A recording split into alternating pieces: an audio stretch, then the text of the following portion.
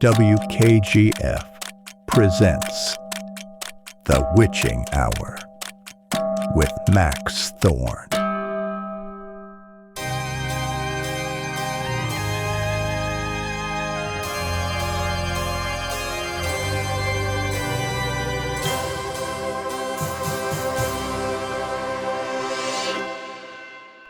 All right. Here we are, my spooky squad. This is The Witching Hour, and I am Max Thorne, and it is 1990. 1990! That sounds so strange to say, like 1990? It feels like the 80s were just hitting their stride, and now here we are, January 5th already. We're already 5 full days into 1990.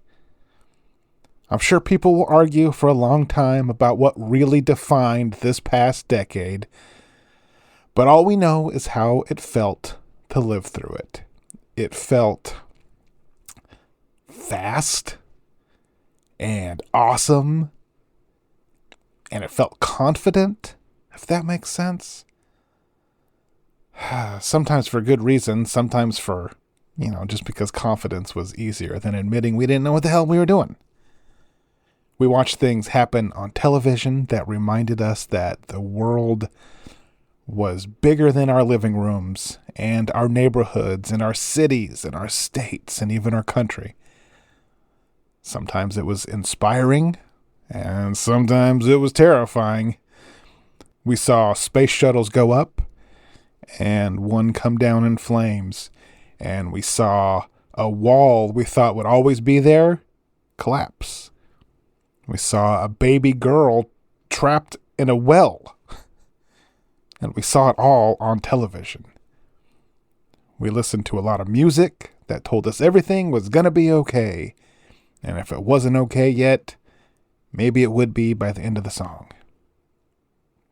Some nights that worked, some nights it didn't, but we were not going to stop listening. Or in MTV's case, watching and listening. Because, man,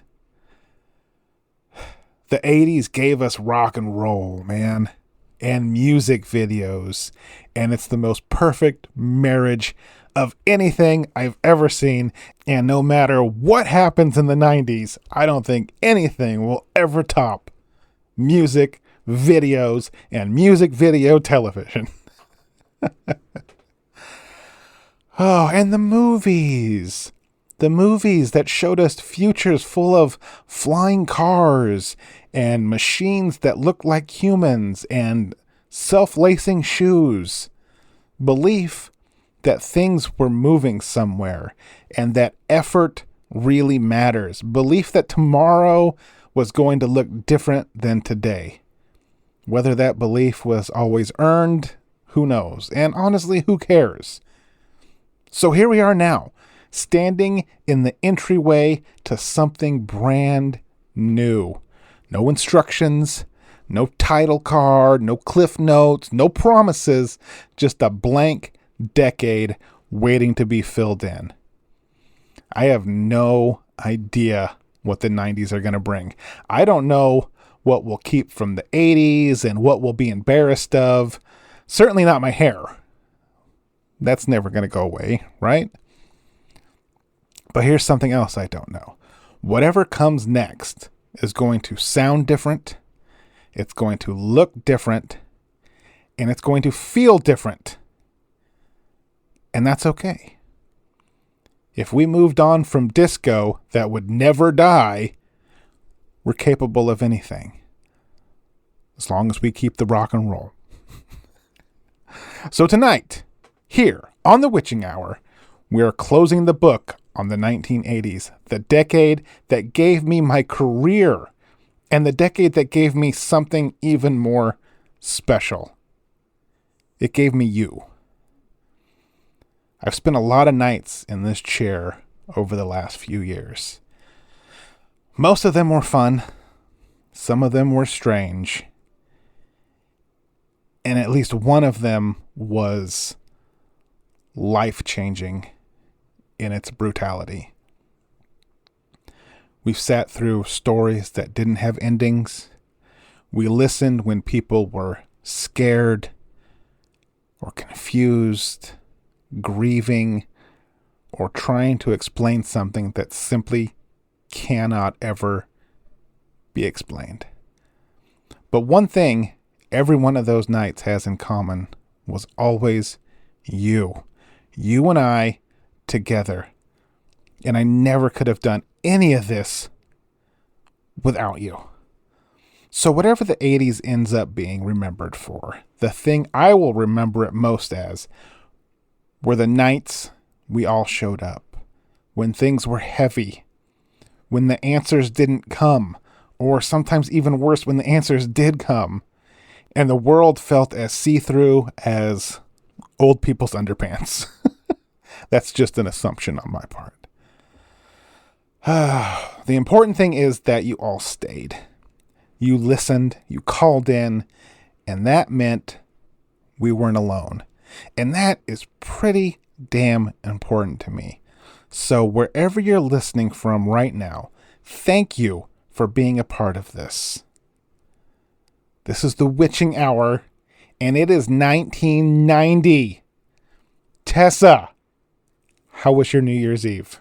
Very funny, Max. You were with me. That is true. I was with Tessa on New Year's Eve. Here at the studio, we usually have our annual Christmas party a few days before Christmas. But this year, after everything that happened, no one was, in the mood for it. Celebrating and having a good time without a very, very important part of our team just didn't feel right to anyone. Me included. Tess included.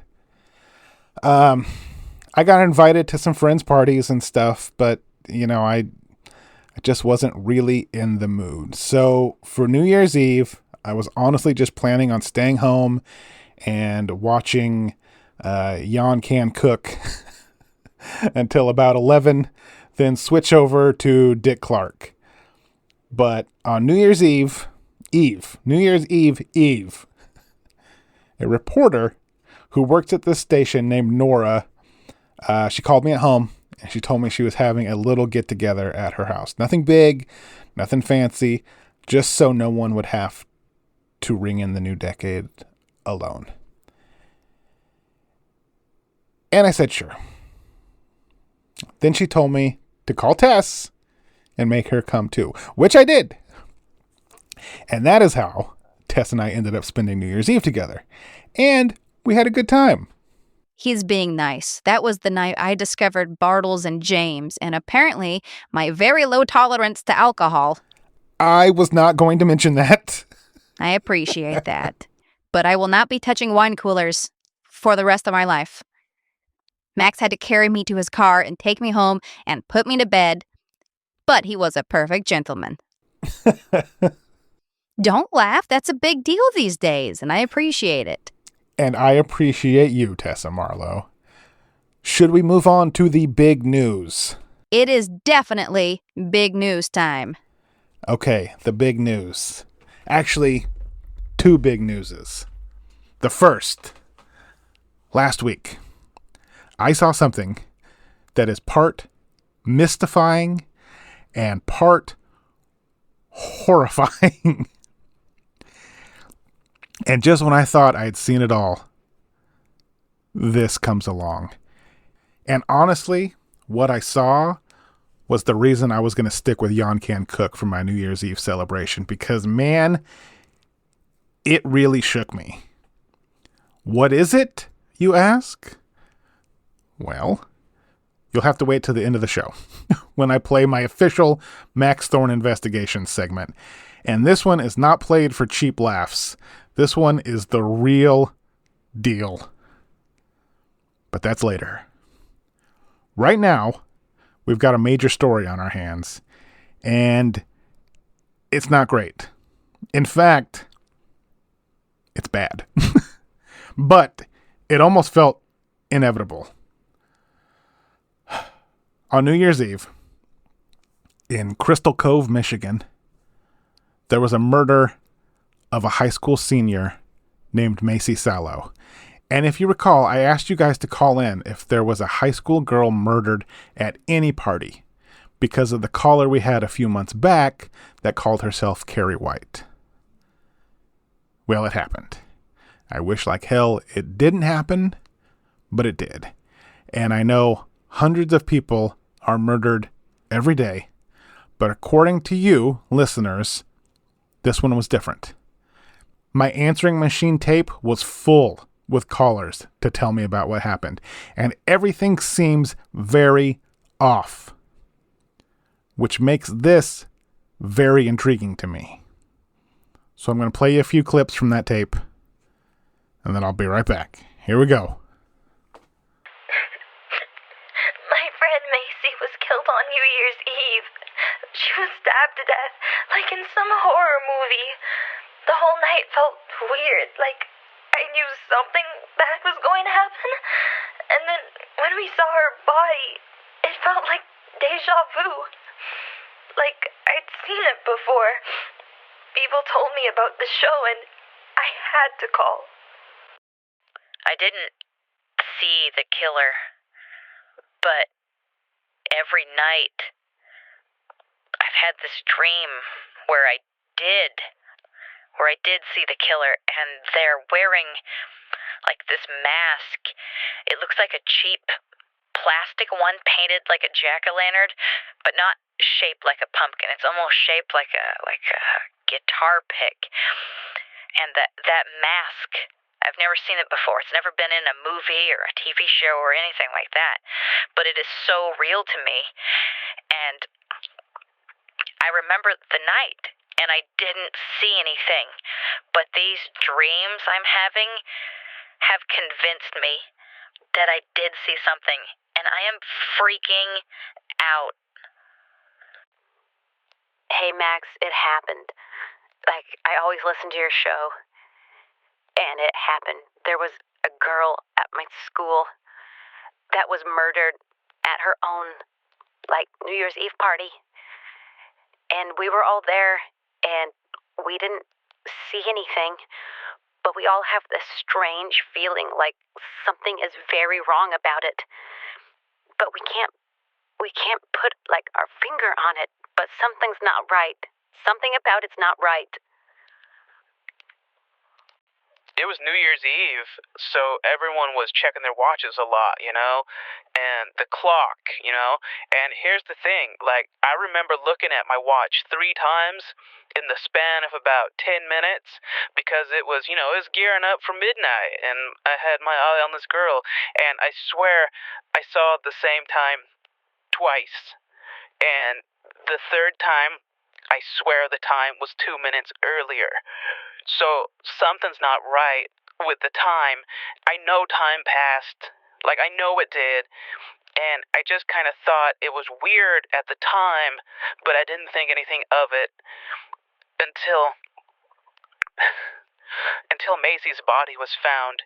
And then things started to click. I felt like I left my own body, and I was horrified by what happened, and I was in complete shock.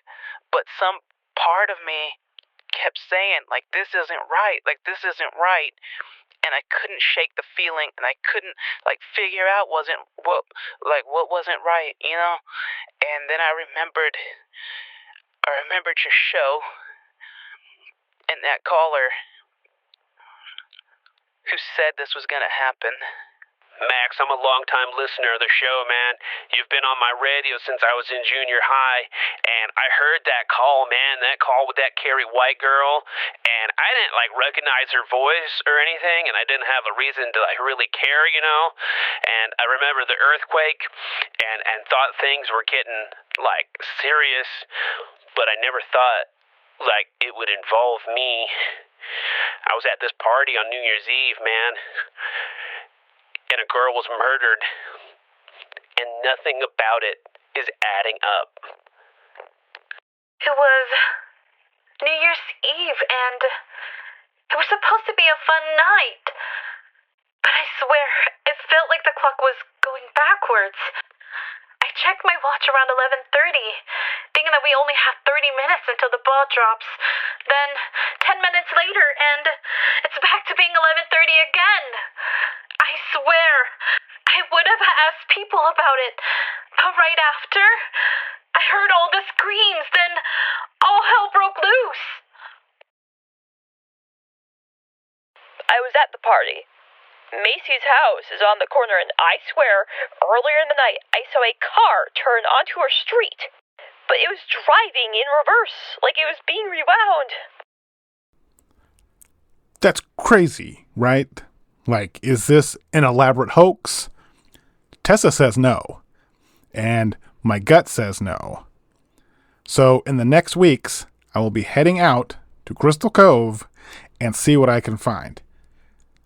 Now, I have to ask, Tessa, is this something that you could help with? You told me you have been known to talk to dead bodies before. Well, it all depends. Usually when I'm brought in, I can still see the body. So, I mean, as long as she hasn't been cremated, maybe. If she's in the ground, maybe. I mean, there's a small chance. Well, a small chance is better than no chance. So, I think you're going to come to Crystal Cove with me, if you want to. Yeah, I'm ready. Let's go. Fantastic.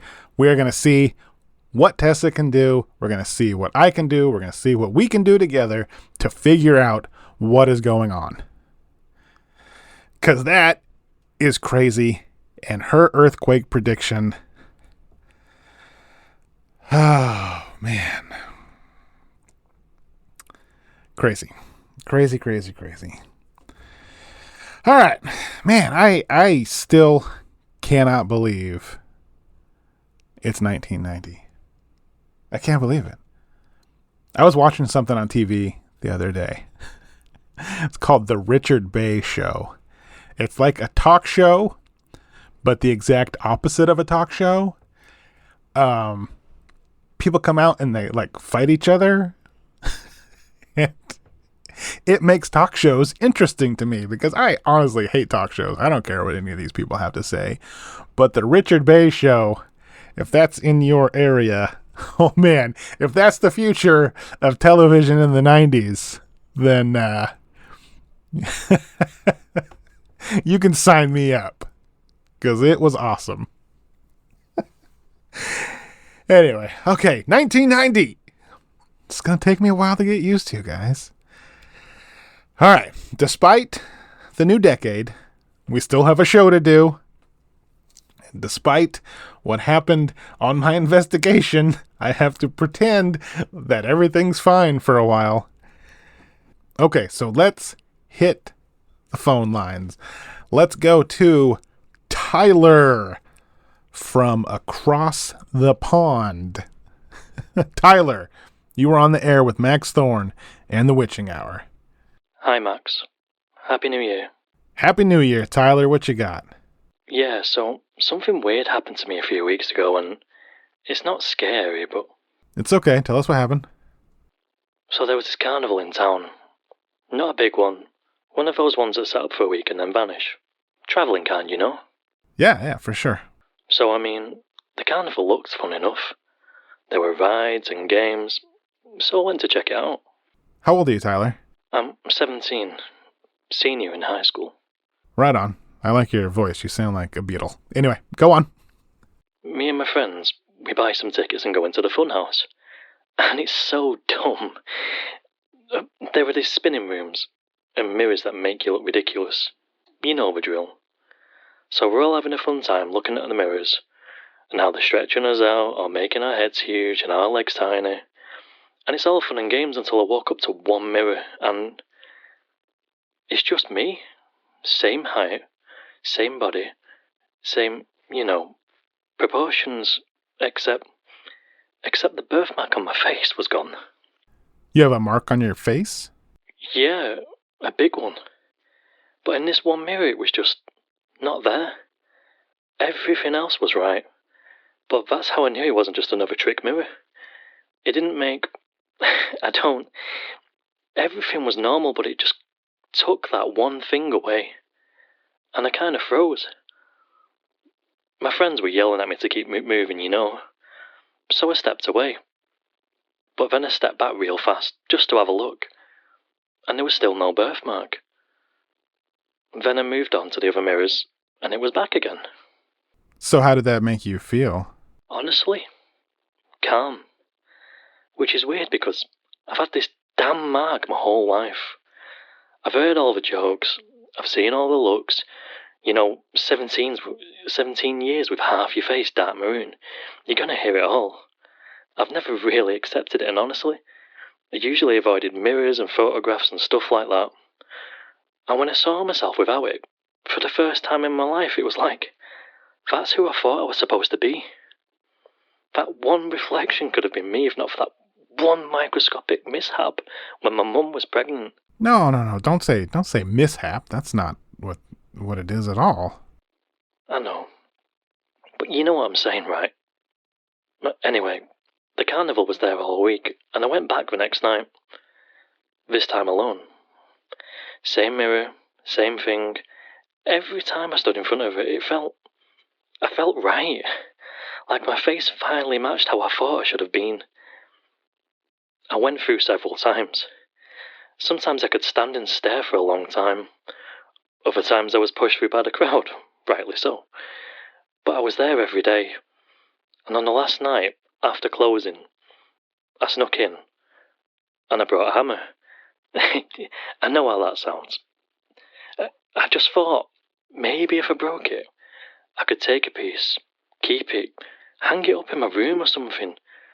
I know it sounds stupid, but the whole situation just seems so unbelievable. And I had to try. So I was standing there, in the funhouse, the only light coming from the flashlight I brought. I raised the hammer, and then I heard a voice. It wasn't loud, and it wasn't scary or anything. It was just a voice. What did it say? It said, "Don't." And I stood there, still ready to strike, but obviously frozen. And then again, the voice says, "It won't work anywhere else." And the voice wasn't angry or threatening. It was like, I don't know, someone telling me something I already knew. So I didn't break it. I just stood there for a minute, hammer in one hand, flashlight in the other, staring at this other version of myself. Then eventually I just walked out. And the carnival is gone now? Yeah, they packed up and moved on. So how do you feel now? I think it helped. How? Because before that, every time I looked in the mirror, all I saw was that birthmark. Everything else was secondary to that damn thing. But now when I look, I still see it, but it's not the whole picture anymore. It's just part of it. Do you wish you could go back? Or that you had a piece of that glass still? Nah, I'm glad I saw it. But I don't think I was supposed to stay there, Because, if I'd stayed, or had a piece, I'd have spent the rest of my life chasing something that wasn't real. And I don't want to do that. And now I realise that there are other people that need it too. And maybe it can help them like it helped me. Then that sounds like a good place to leave it. I think so too. Thanks for your call, Tyler. We spend a lot of time on this show talking about things that scare us, things in the dark, things we don't understand, things that make us, feel small. But every once in a while, someone calls in and reminds us that not every strange thing out there is to hurt you. Some things are just here to show you something specific, however briefly, and then get out of the way. And some of these things might actually help you. Mirrors are funny like that. They're honest, but they're not kind. They don't care how you feel or what they show you, and if you let them, they'll convince you that one small detail is your whole story. But of course it isn't. So if you're out there tonight and there's something about yourself you've been wishing away for years, something you think everyone else sees before they see you, then I hope you remember that call, because sometimes the bravest thing you can do isn't changing what you see in the mirror. It's learning how to stop letting it decide who you are. All right. You are listening to the Witching Hour with Max Thorne, coming at you from the WKGF studio in Bakersfield, California. We will be right back. Isn't it cool? Isn't it cool to drink cherry 7-Up and get enough? Isn't it so cool? Cool and pink makes you feel so right. You take a chance tonight. Isn't it cool and pink? Cherry 7-Up. Isn't it so cool and pink? The finer things in life. Happily, some are affordable, like Grey Poupon Dijon mustard. Grey Poupon is so fine, it's even made with white wine. Its original French Dijon recipe adds distinctive flavor to beef, pork, and poultry, salad dressing and sauces, and of course, sandwiches. So enjoy one of life's finer pleasures. Pardon me, would you have any Grey Poupon? But of course. Grey Poupon. It even has wine.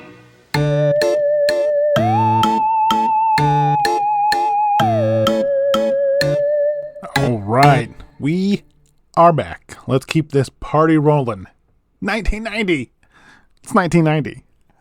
Sorry, it's 1990.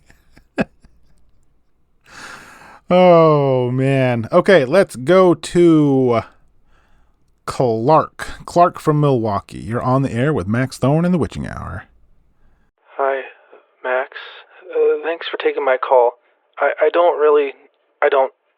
I've never told anyone this except my therapist, but I'm going to try and get it out the best I can, because I feel like if I don't, I'm going to explode. That's what we're here for. What's going on, buddy? So, my whole life I've had this thing, a phobia. I just turned 40, it's been my whole life.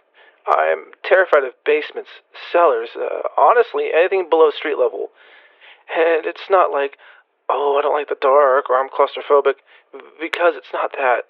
It's just the idea of going under. Like stairs that go under our house, or sometimes even parking garages.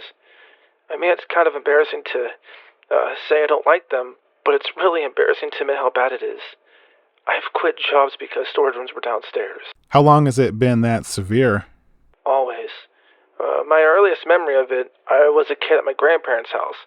They had one of those basement doors in the kitchen, just a little square door with a latch. And I remember staring at it like it was alive. And one day, totally ordinary day, my grandma opens a little door and says, "Can you go grab me a jar of cherries, please?" And I started crying. Like, shaking crying. I didn't know why. So my grandma runs over to me and gives me a big hug, and I guess she could tell what's wrong and tells me not to worry. She'll have my grandpa go down there, and I don't have anything to worry about. And it's been like that ever since. And I mean, I don't, cry like that, but eventually I just got tired of living like that. And I'm married now, and my wife wants to buy a house. Every house worth buying here has a basement, and she doesn't understand it. And who can blame her? I don't understand it, but I could tell she's getting a bit annoyed by it. Have you ever thought about moving here to Bakersfield? I think there are 3 houses in the whole city with a basement, and they're never going to be for sale. Yeah, I wish. But she wants to stay here. Her parents are here, and they're getting older in her job, and, well, you know how it is. Yeah, I dig. So she suggested that maybe I should try to find the root cause of the problem, or talk to someone who can maybe realize that basements are just another room of the house, and completely safe. I know they are, but I can't convince my brain. So I went to a hypnotherapist.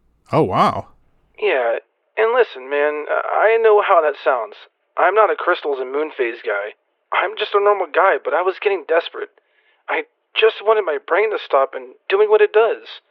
So I booked the appointment, and I went. And the first session was just normal. A lot of questions, then the guy's voice, calm breathing, close your eyes, all that. Then he asked me to picture the first time I felt afraid. He's trying to do exactly what I want him to do, find the root. I've been asked this question 1,000 times, and the answer is always my grandparents' house. But not this time. I don't know what he unlocked, but he did. I remember a basement. Not grandma's, not any basement I've seen before. But I'm in it. Can you describe it? Was there anything special about it? Like anything stand out? It had concrete floor, no carpet or anything. It was an old one. Bare light bulb hanging from a wire, and the smell, not mold and not old wood, it smelled. It smelled like my wife cleans the bathroom, bleach and perfume, and there was a drain in the center of the floor.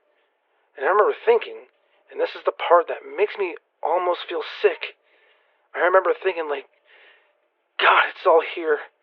This is exactly what all terrifies me. The swinging light, the smell, the drain, the cold concrete. This is what my nightmares are made of. But I wasn't scared. Not here. It almost felt comforting, like I've been there 1,000 times. Interesting. What did your therapist say, if you don't mind me asking? He just kept me talking. I can hear him scribbling notes down on a pad of paper. Then he'd ask a simple question like, what else do you see, or how are you feeling? Stuff like that. So I talk. And the more I talk, the more this basement comes into focus. There's a wooden table. Not like a workbench that you might expect in a basement like this, but it's almost like someone dragged a dining room table down there. There was also a chair. Just one. Wooden, like it goes with the table. A small cabinet, and while I was down there, in my mind, I said something. Something out loud that didn't make sense. I said, don't use rope. Rope burns. Oh, wow. Yeah, I didn't even realize I'd said it until the guy stopped writing, like his pen froze. It was noticeable even with my eyes closed. He asked me to open my eyes and take a break. He tries to make it real casual, like asking, how are you feeling now? And I'm laying there thinking, like, I feel great. But for the first time in my life, I'd been in a basement, at least in my head, and I wasn't terrified. But all I said was, okay. I felt okay. Did you think you were cured? Maybe not cured, but perhaps the phobia would be quieted a bit. I left the session and went back to our apartment and told my wife that I think I might really make some progress with this, then left it alone for a week. And then I go back for my second session, and he asked me to go back to the basement, and I do. And this time it's, I don't know, worse? Not because it's scary, but because it's so specific. And I start describing things that don't feel like imagination. I tell him about a bottle. Not booze, like a pharmacy bottle, white label. You don't really see them that much these days. These days the bottles are plastic, but not this one. It was definitely glass, and I remember thinking how out of place it looked. But I kept talking, and just like the time before, I saw something without thinking. Without even knowing what it means, and I say it softly. I say, don't let them lie down upstairs. They'll make noise. Bring them down first. Bring who down? That's exactly what my therapist asked. But I didn't answer, because my mouth didn't want to say it, but my brain did. Eventually, I guess my brain won because I said they come to the kitchen first. They? Yeah, before you say it, I know what this sounds like. I know what it sounds like, and I promise I am just a perfectly normal man who's never done anything wrong in my life, aside from maybe having a bit too much to drink in college and a few speeding tickets. But I had said it. And I didn't know why. So I did what any normal person would do. I tried to make it make sense. I told myself it was a dream or a metaphor or a memory of a scary movie or even a real memory from my life that just got twisted around. But you didn't stop. No, because believe it or not, the sessions were working. I could walk past these lower level areas now without my stomach flipping. I could stand at the top of the stairs, headed below, and not feel like I'd rather die than take a step. So yeah, I kept going because I wanted that freedom. I wasn't quite there yet, but I was convinced I would get there. And the therapist, he kept going because he thought we'd find something harmless at the bottom of this. Something that couldn't hurt me anymore. Something we could move past. You know, like a childhood memory or buried panic. Something you could slap a label on and then get over. No luck? Nothing is ever that easy for me. Second session was okay, third was okay, fourth is where it turned. That's when I saw someone in the basement. At first it was just a shape in the chair, unsure if it was a man or a woman. Then the therapist asked me to describe them, and I can. I can describe their shoes, their coat, their hands, and I can describe the way their head lolls, like they're fighting sleep on a long car ride. And I can hear myself talking to them, not to the therapist, to whoever's sitting in that chair. And I'm saying this like, you're alright. Just sit. Just breathe. And then I said, I'm sorry. I say it like it's part of a script. I don't really mean it. There is no actual emotion behind it. And I stand there now just soaking it all in. The person in the chair is panicking, and I say, hold still now. Just like that. Hold still now like you'd say to a child whose picture you're trying to snap. And I move closer. And I could see that this person in the chair is a man, but I have no idea who. He's dressed in these clothes that doesn't fit with the 80s at all. Like I stole him from a Renaissance fair or something. He has a big mustache, the old-timey kind, and the now me is confused, but the me in my memory is cold and calculated, and cold as a cucumber as he finishes him. That's the word I was thinking when I plunged the long blade into his chest. Finished. And I could hear the sound. No screaming, no fighting, just a wet, brief sound, a slight crunch, and a gasp. Gasps of air that were slowing down. In your mind, you murdered someone?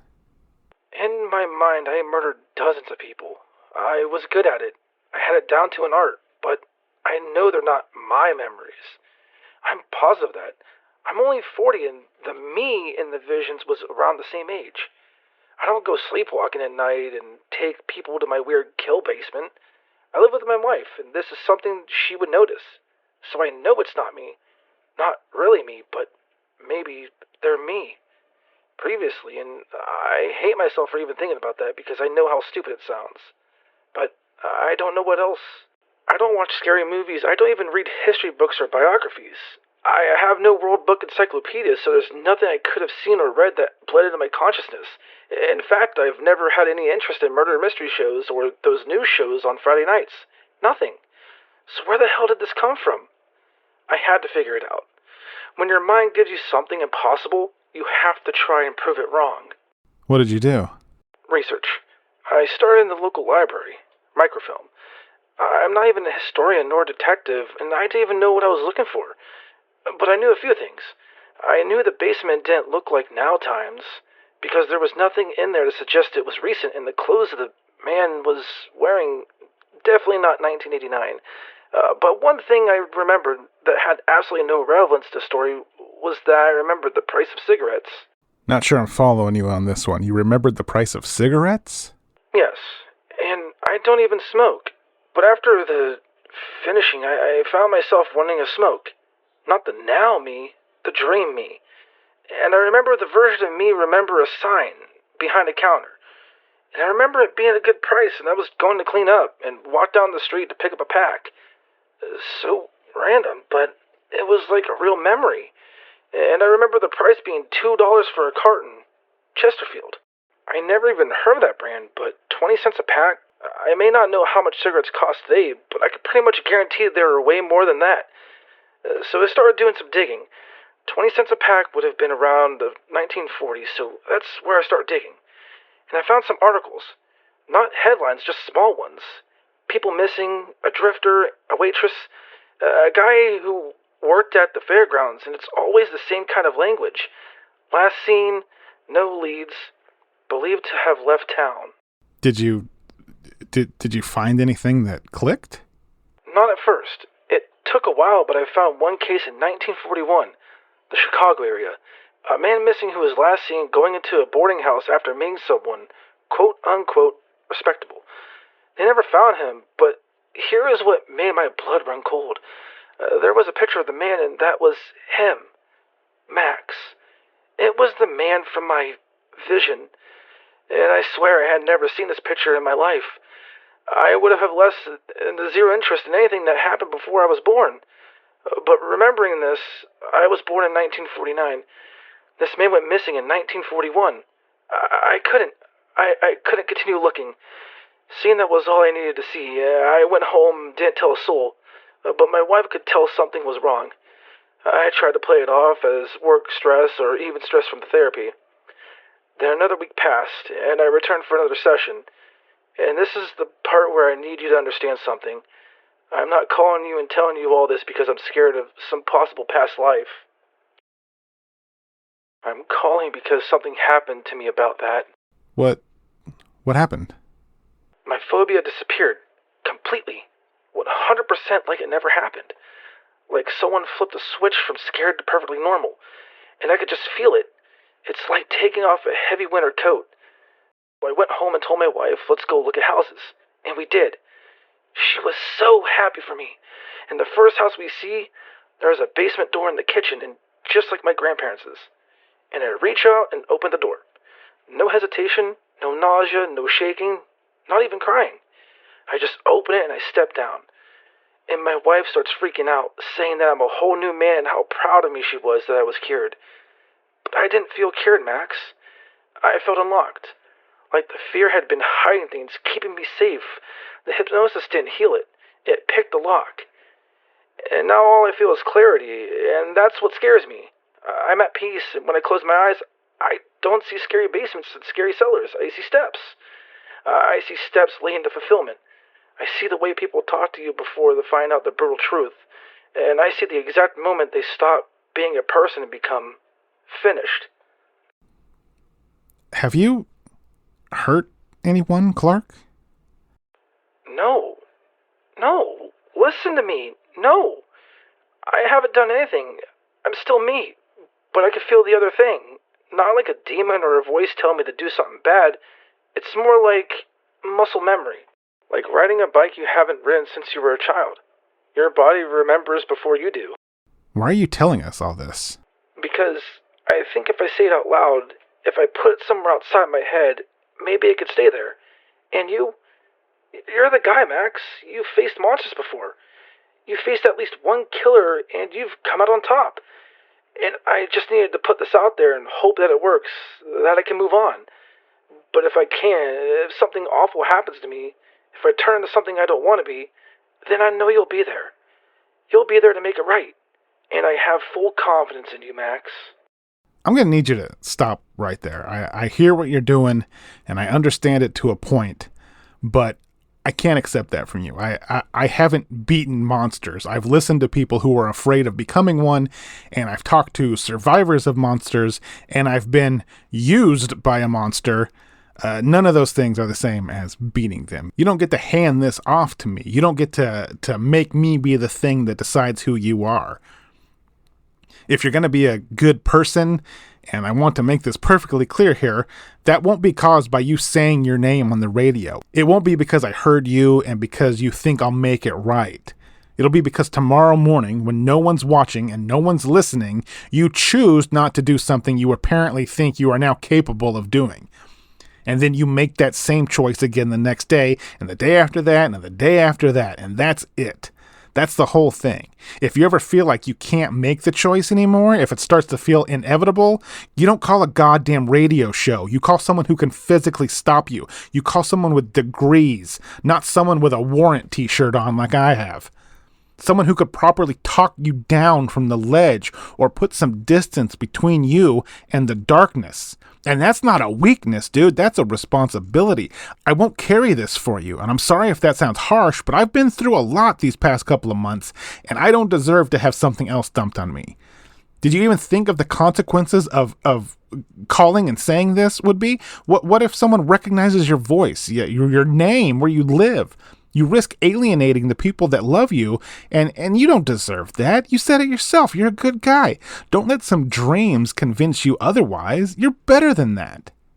I'm gonna be fine. I can fight through this. You're absolutely right. I'm sorry. I'm really sorry.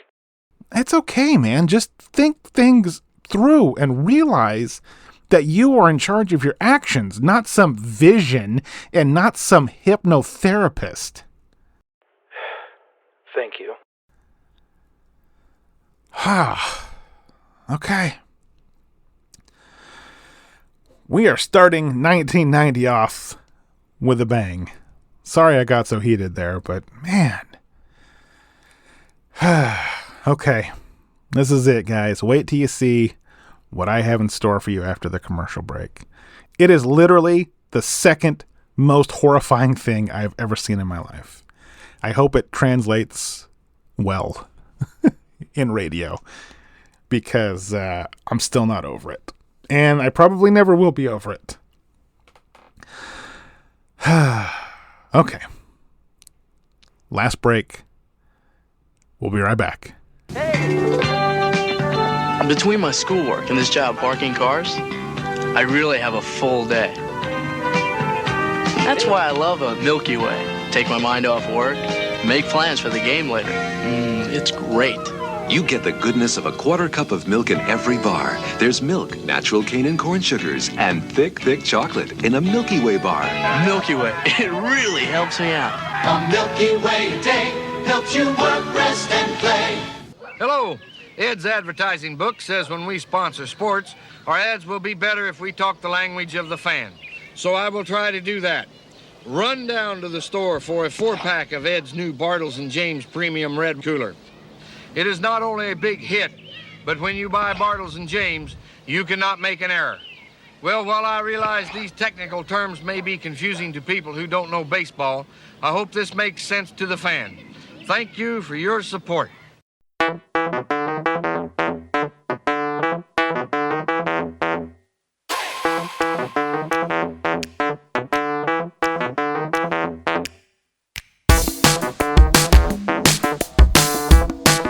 I cannot believe that you did not warn me that Bartles & James was a sponsor of this episode. I'm sorry. I didn't know. You're the producer. I didn't know. I'm sorry. Oh, it's on now, Thorne. It's on. I'm sorry. I promise. I'm sorry. I didn't know. I promise. You forgive me? We good? Of course I do. Okay. Okay. Let's get right to it, because as far as I know, this is an exclusive story because I haven't heard anything about it, which blows my mind. Which means the people who should be taking a very serious look into this are not, because once again, the long arm of the law has turned its back on things that can't easily be explained. Where have I seen that before? Anyway, here we go. This is me from Reno, Nevada. Coming right up. Reno, Nevada. I made it. And it's freezing. Us California boys aren't used to this sort of weather, man. I didn't even bring a sweatshirt. Oh, Reno, Nevada, the biggest little city in the world. And before you roll your eyes and think I'm going to spend my time in a casino or a lounge or a casino with a lounge in it, or interview another drunk Santa or mystical vending machine, let me ease your worries, because I am told that this story gets wild. According to the woman who contacted me, there is a rest home where an old man arrived several months ago knocking on death's door, barely even able to sit up straight. But on Christmas night, he walked out unaided, looking like he was ready to hit the slopes. Some would call that a miracle. Not me, but some would. And the same night as that miracle man walked out of the Silver Pines retirement home, there was a death. But not the death retirement homes are accustomed to. I imagine people drop like flies in those places. No, this death was of an employee working the late shift on Christmas night. His body was found right in the lobby, not a mark on him. So I am here to check it out. Old folks dying in nursing homes, that's not a headline, that's a cliche. And you know, people do recover sometimes, doesn't necessarily mean it's a miracle. But a bright young man dead on the overnight shift, that's a bit different. Like, it's not bad enough that he had to work Christmas, but then he had to die. At work. I hope it was at least at the beginning of his shift. Anyway, I am rambling because I am freezing. Reno does this thing where it looks like it's trying too hard, but also not trying at all. It's weird, man. Like there is neon in the wrong places, and it feels like a party that never quite got started. It's like Las Vegas's little brother that got a fake ID and was immediately called out for it because he's 5'2", but the ID said 6 feet. Or perhaps more fitting, Reno is Las Vegas's crusty old grandpa. Smoky, a little unkempt with an unpleasant odor, and not here to take any of your crap. I drove north to the Silver Pines, and the first thing I noticed is that it looked expensive, and inviting, and even a little peaceful. The grounds are covered in snow, so I park close. There's a woman waiting for me at the front door. Hey, I'm Max Thorne. Are you Karen? Yes. And you're in charge of the rest home? Assisted living, not a rest home. Oh, sorry. It's okay, but words do matter. Oh, yeah, got it. Okay, no resting allowed. Got it. Do you mind if I record? You're going to do it regardless of what I say, right? Yes, I am. Follow me, Mr. Thorne.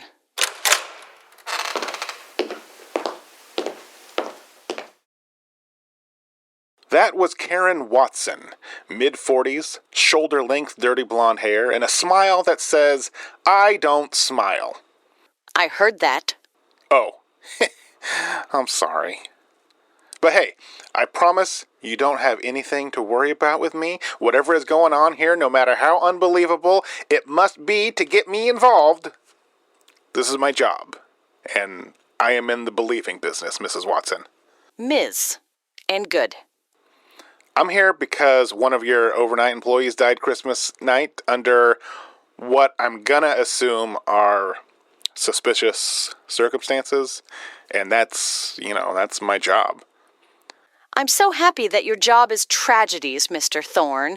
He was a fine young man, full of life, always smiling and ready to help. I get it. And I've seen a couple of tragedies in my time, and, well, it doesn't matter. I'm assuming this young man's death was investigated? It was. The police came, the coroner came. People did what they do, and in the end, it was ruled inconclusive. Inconclusive isn't a cause of death. Believe me, I've heard that one before. Well, I guess it is when you've got a body of a man who is seemingly in good health, with no bruising, no drugs in his system, no heart condition, no obvious trauma, and the family starts asking questions that you can't answer. Or you could answer, but no one would believe you. So yes, inconclusive works for now. I imagine the people handling the case haven't forgotten about it, so inconclusive is as good of a placeholder as any. And, what is it about this miracle man, Harold? Baines. Harold Baines. Yeah, him. Well, Harold is a separate thing. Except he isn't, is he?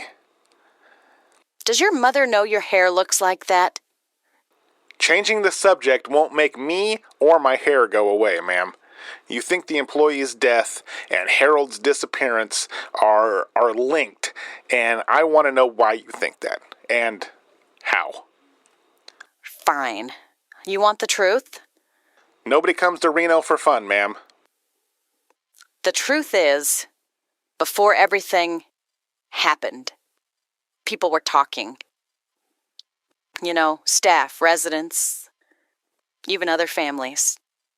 I guess everybody loves a feel-good story, you know? And it's hard not to notice Harold's improvements. It was the residents here that called him the Miracle Man, and he really leaned into it, spouting off stuff about God this and God that. But, Mr. Thorne, God has no place in the story of Harold Baines.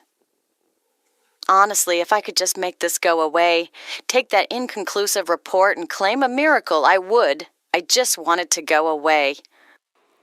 So why talk to me? Because I can't let it go. no matter how hard I try,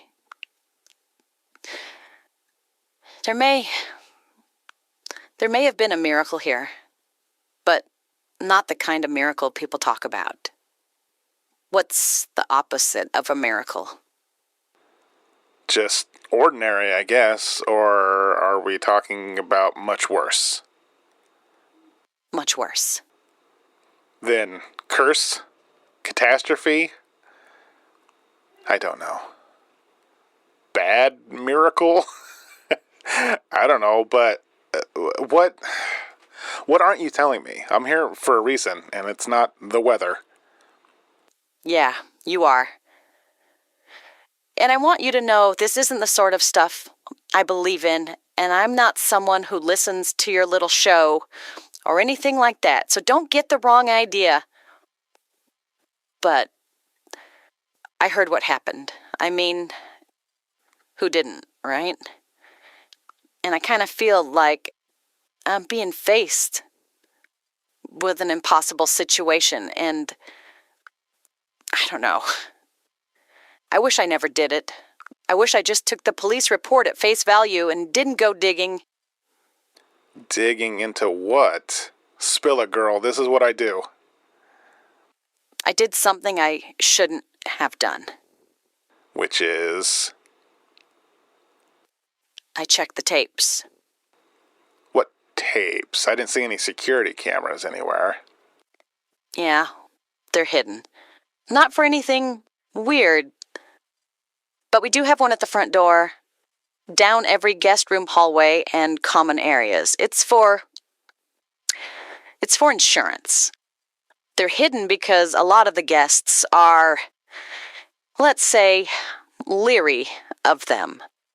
Not too keen on new technology, and we even had some families complaining that we were spying. And I can assure you, Mr. Thorne, there's nothing even remotely worthy of spying on here unless you really enjoy watching someone eat pudding extremely slowly.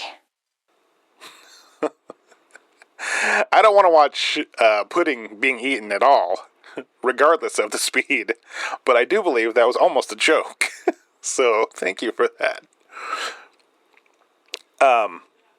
So you'd think families would want the cameras to, make sure. I mean, this place is for elderly people, and they've been known to have emergencies from time to time. Like, help, I've fallen and I can't get up. That only works if someone is, within earshot. Yeah, I don't get it either. So we hid them. We have to have them, like I said, for insurance, so there's no getting around it. But if the guests don't notice, then they can't complain. And insurance didn't take an interest in a young man dying in your lobby? No reason they should. At least not yet. If we're sued later on, then that's a different story. But for now, I doubt they even know. And the police didn't watch the tapes? Because I'm guessing there's something on there that you're not too keen on talking about. The police didn't know there were cameras, and they didn't ask. Like I said, there was no sign of foul play, and it looked like he just died of natural causes. I'll show them the tapes, but it's just, I need a second opinion. And Unsolved Mysteries didn't answer my call, so I guess I'm stuck with you. Oh, stop buttering me up so much. I'm already here. I'm sorry, it's just, I'm very stressed. Yeah, believe me, I know how it feels. I joke around a lot, but I know. So, all right, let's get back on track. You saw something that I'm guessing you feel is unbelievable that involves your miracle man and your nurse. So I gotta ask, did this old man do something? Did you see something on the tapes with him and the nurse? That's what I need to talk to you about. Follow me, Mr. Thorne. Well, that was bad timing.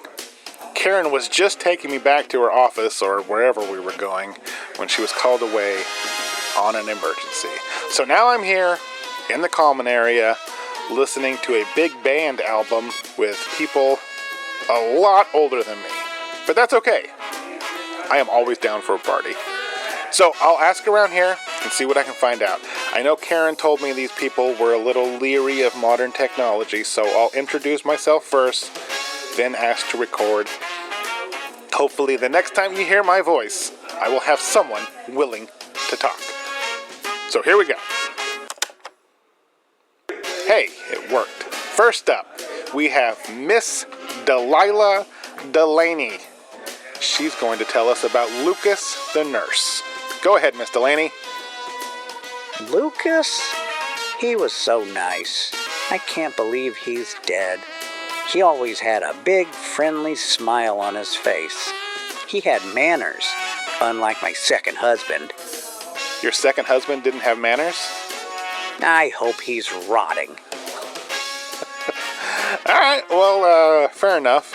Now, did you know Harold Baines? He was a resident here. Harold? Yes, I knew him. He was so nice. He always had a big, friendly smile on his face. He had manners, unlike my third husband. All right. I decided to move on and find someone else. This is Mr. Wicks. What's your name again? Hare? Max. You ever been to a place like this before? No, not as a resident. Then you don't know beans about chili. You don't know what it is to wake up and your whole day is decided by somebody else what you can and can't do. Then that old boy Harold shows up, can't walk, mumbles, drooling like a St. Bernard. Then all of a sudden he's sitting up. Then he's walking with a cane and hitting on all my women.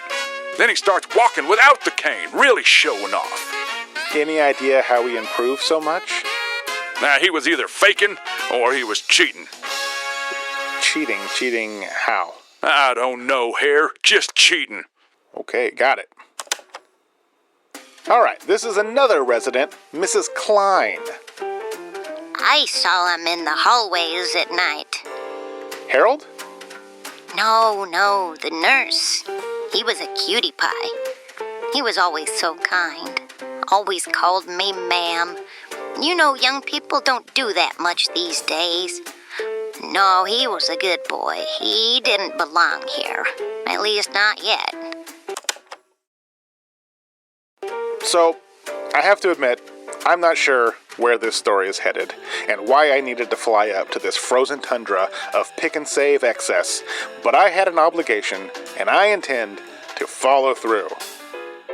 As far as I can tell, Harold Baines came in with an illness, somehow got better over time, claiming it was a miracle, and then possibly had something to do with the death of Lucas Jefferson, the night nurse, on shift, Christmas night. And then, by all accounts, Harold disappeared. So I think I'm going to have to wait for Karen to come back and fill in the blanks. I wonder if they have any slot machines around here. Actually, hold on. An employee is signaling me to come over. Hold on. Hey, what's up? You're Max Thorne? I am. Tim Weaver. I work here, obviously. Obviously. I know your show. You hear about what happened, huh? Yeah, except I don't really know what happened. I'm kinda in the dark here. Yeah, us too, man. Lucas was a good guy. I don't know what happened to him, but it seems a bit unbelievable. That's probably why I got called here. Is there anything you can tell me about Lucas? Other than he worked nights here and got along with everyone? No. I work days, he works nights. So we weren't super close, but he was solid. And all this just really sucks, you know? Yeah, I know, man. So, no idea what happened to him? Lucas? No answers.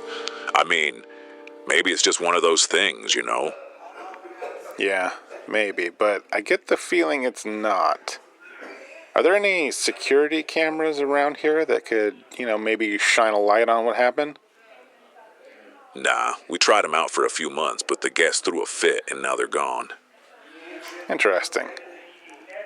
Let me ask you about Harold Baines. Yeah, the Miracle Man. That's why I called you over here. So you know something about him? No, not exactly. Look, sudden improvements in elderly patients is not uncommon, especially if they've been depressed or dehydrated or malnourished or any number of things, really, you know. And, simple interventions can look miraculous, but... But you don't believe that? I believe it happens, but no, not with Harold. That guy was knocking on death's door when he was brought in here. And who brought him in? Yeah, about that, nobody knows. He was brought in on a church sponsorship. You mean like members of his church paid for him to live here?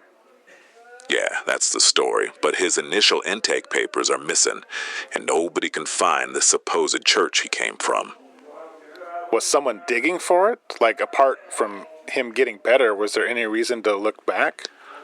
First, yes, someone was digging for it, and that person was me. But other than me, no one had any real reason to look. The bill was paid every month, and he was no real problem. So why were you digging? Listen, something's not right about that guy. I mean, apart from him getting better and disappearing, something just wasn't right. So, I walk the grounds every day. I don't do cleanup or anything like that because that's not my job. But I do go out and circle the building a few times. I go through the outdoor seating areas and stuff, and I check on residents and make sure everything is okay. So about a month ago, I'm walking around the building, and there's a dead bird on the ground, kind of in the flower beds. I just happened to spot it. I figured it maybe flew into one of the windows, and, that was that. So I got a bag and picked it up, and I buried it, and then I moved on. Then a couple of days later, there's another bird, dead, almost in the same spot. So I take a few steps back, and I look up. And there's a bird feeder outside one of the windows. Were the birds coming in too hot, or what? That's not even the point. There shouldn't have been a bird feeder up there at all. All the residents' windows only open about 8 inches to protect from falls, and they all have screens on them. So how did it get there? Where did it even come from? And how was it attached to the side of the building? I know none of us put it there. And whose window was it? All right, yeah, that's what I thought. But where did Harold get a bird feeder, and why? I don't know, but I went up there to check it out, and there was Harold lying in his bed, barely even awake, and I asked him about it, and he was confused, or at least acted confused, said he had no idea it was even there. So I left it at that. I walked away, and I played it off like it was no big deal. But that's when I knew something was up with old Harold.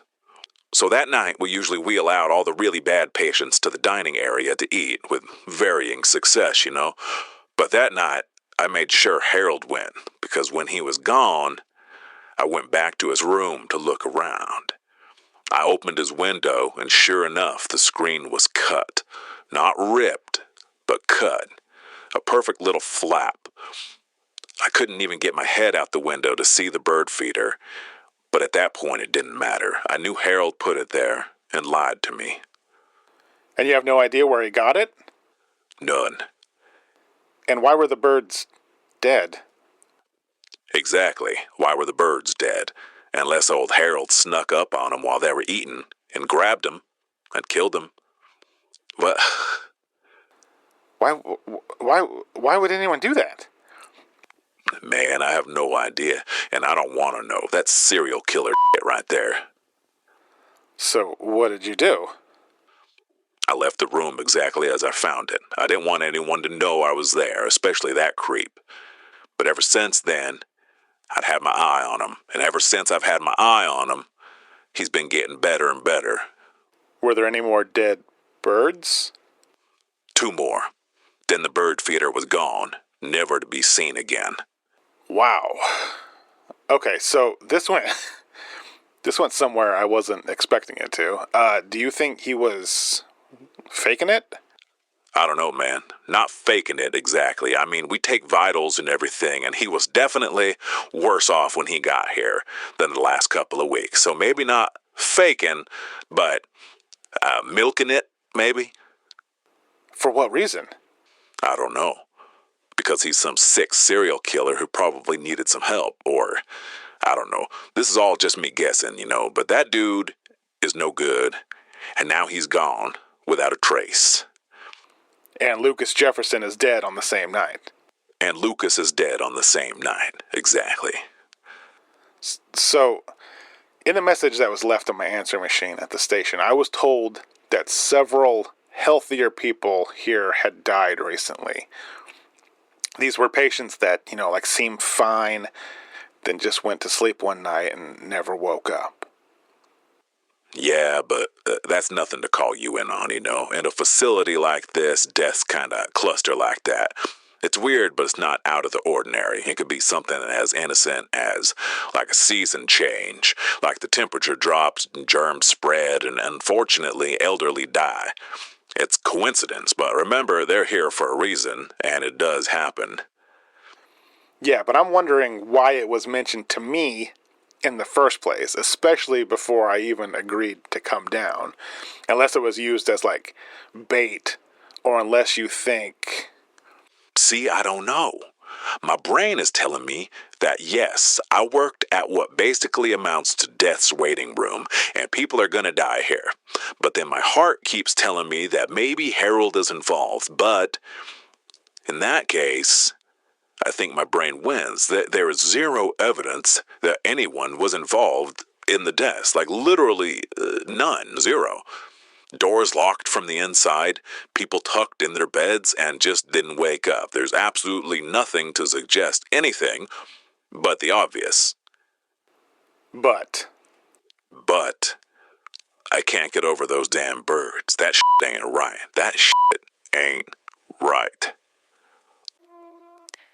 Mr. Thorne, I'm sorry for the delay. No problem. Hey, it was nice meeting you, Tim, and let's hope the Dodgers have a better season, huh? Yeah, you betcha. He's a nice guy. Everything okay? Yeah. Can't go a day here without an emergency, though. Nothing to worry about, though. All under control. Come on, follow me. It's been about 20 minutes since Karen took me back to her office. She has records, charts, notes, dates of death, dates of incident reports, staff schedules, the whole ball of wax.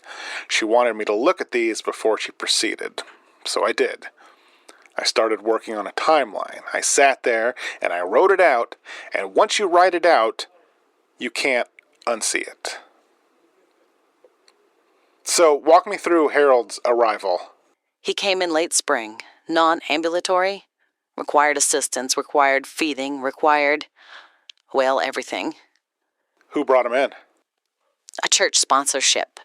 We get those every now and then. Nothing suspicious about it aside from the fact that I have no paperwork about his arrival. It either vanished into thin air or was stolen. Who would steal it? You're the amateur detective, Mr. Thorne, not me. Yeah, I'm gonna get right to it. You mentioned on your message that there were several patients' deaths that were sort of surprising. When was the first death after Harold's arrival? For anyone? Yeah, anyone. Within a week. But people die here all the time. Now you tell me, what were you and Mr. Wheeler talking about? Because I know it wasn't about the Dodgers. He's a diehard Giants fan. Oh, Giants fans. All right, fair enough.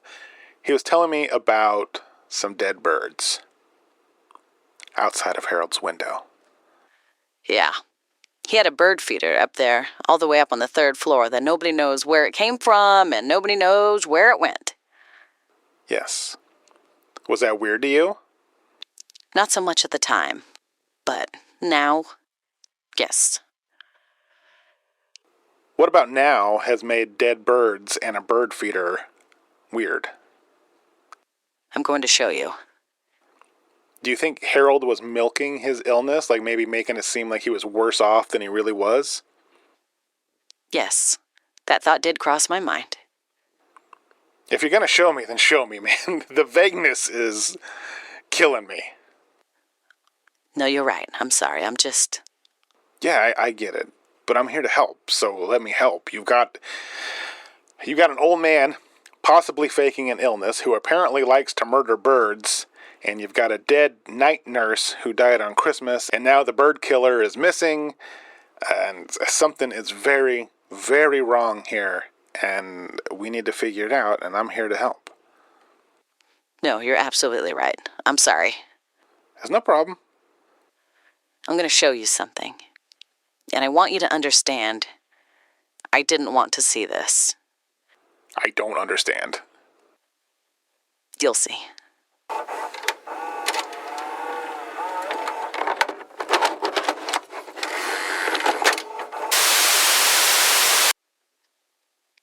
This will be Harold, in the hallway on the second floor, a floor he has no business on.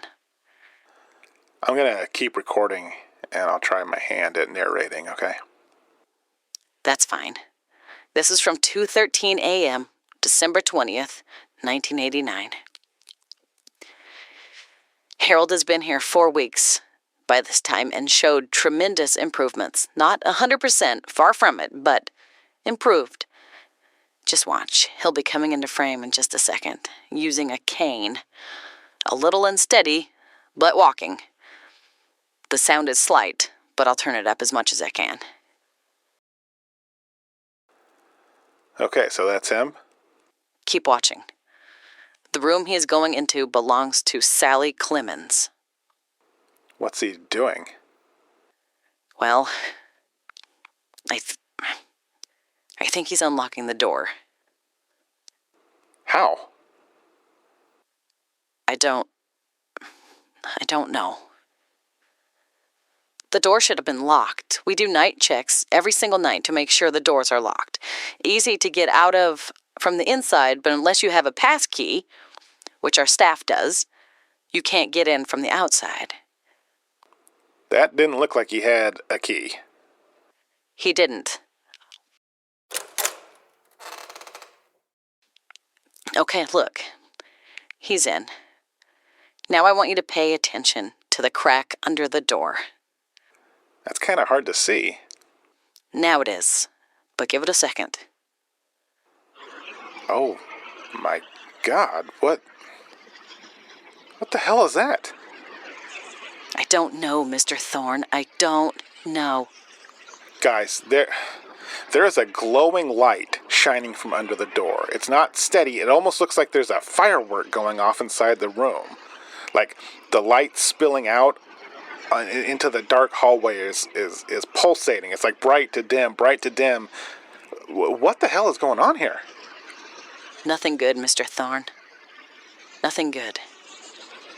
I don't understand. What is the light? Like, I can hear it. Nobody woke up from this? It sounds like... What's it sound like? It sounds like flares going off. Yeah, and now it stops. Okay, everything is dark again. Give it a second. The door is about to open. Here it is. And there is Harold. Alright, it looks like he's stopped in the door frame. And here he comes, stepping out into the hallway. And, okay, he closed the door and is staring at it. That door was locked from the inside. It should be impossible for it to be locked, but the next morning it was indeed locked. And look, he's holding his cane, but not using it. He can walk just fine now. What the hell? How? What happened to the woman inside? She's dead, Mr. Thorne. Yeah, okay, but like, how? What? Sorry, how was she killed? Natural causes. There wasn't a mark on her. She didn't have any family, and elderly people die. Case closed. How far back do these tapes go? Yeah, I know where you're going with this, but unfortunately, this is not a state-of-the-art system we've got here. The only reason we have this tape is a complete fluke. The recorder failed the day after this was recorded, and I put a brand new tape in myself. So we can't go back to every resident's death since Howard arrived and check? I wish, but no chance. Okay, yeah, that's what I figured. Is there any chance, hear me out, that the woman in the room... Sally. Yeah, Sally. Is there any chance she was dead before he went in there? No, because I watched this tape second. Wait, what do you mean you watched this tape second? You have another tape that you watched first? Yes, hold on. I'll put it on. You might want to just watch this one all the way through, and then I'll rewind it. Is it Lucas? It is. Christmas night.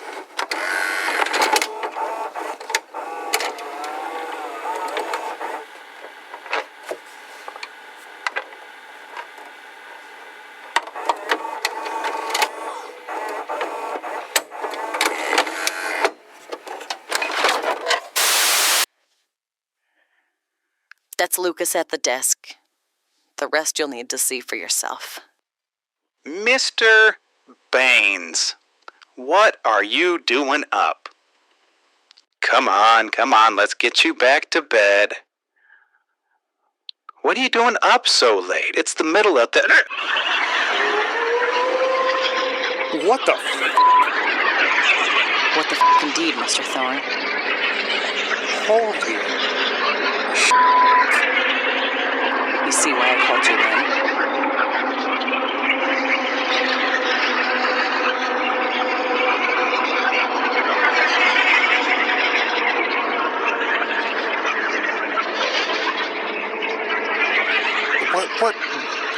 What am I seeing? What the...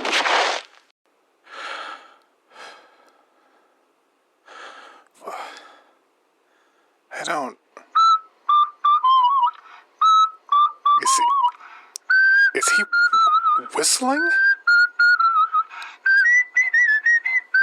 Oh my God.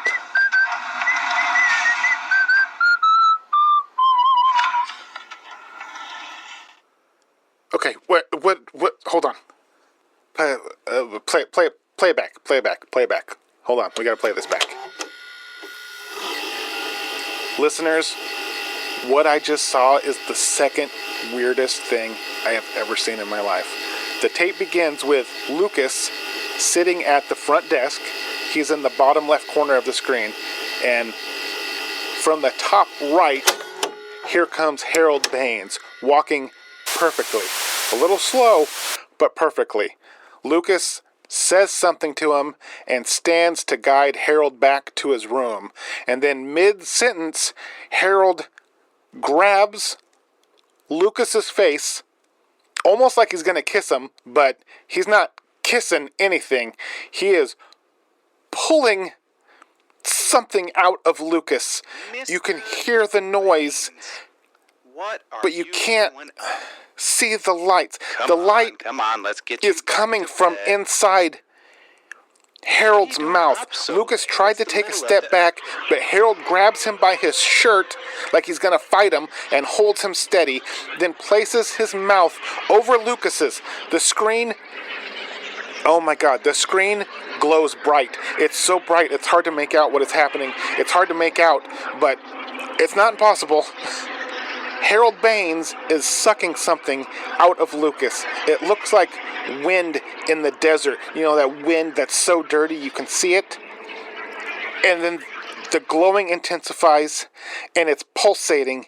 And when the glowing dies down and the picture returns to normal, Harold drops Lucas's lifeless body like a child would drop a doll. And he stands there, unmoving, perfectly still. And he stretches up and then down to touch his toes. And he starts whistling as he walks out the front door. Without a care in the world. No one heard that? No one saw anything? No one. Lucas was found shortly after by another nurse, and Harold wasn't discovered missing until the next day. We assumed it was two completely separate incidents until I checked those tapes. You didn't show the police this? I didn't know until after. That's when I called you. I just needed... You needed somebody to believe you. Yes, I mean, as of now, everyone concerned thinks Harold is a missing person, and Lucas died of inconclusiveness. Well, there's no denying this. I've never seen anything like this. But somehow it doesn't surprise me. Seeing this explains... it helps explain what happened. What do you think? I think Harold Baines arrived here under false pretenses. I think he got hold of a bird feeder and lured birds close to his window and, I don't know, stole their life force, then dropped the corpses, below his window. Each life force he stole, I cannot believe I'm saying this, but each life force he stole made him a little stronger or a little better, and the birds gave him enough of a boost to start sneaking out and killing the residents. I mean, maybe he had to kill several elderly people before he worked, his way up to the main goal, which apparently was Lucas, like a fucking vampire or something. And what's worse is that he's out there. Are we in danger, Mr. Thorne? I mean, now that the story is out? He got out. He achieved his goal. I don't see any reason why he would return here, especially since he knew there was a chance he'd be caught, or at least found out. He did what he did cleanly. He even stole his intake papers or whatever. I've just never seen anything like this before in my life, and I've been terrified ever since. And rightfully so. Wow, okay,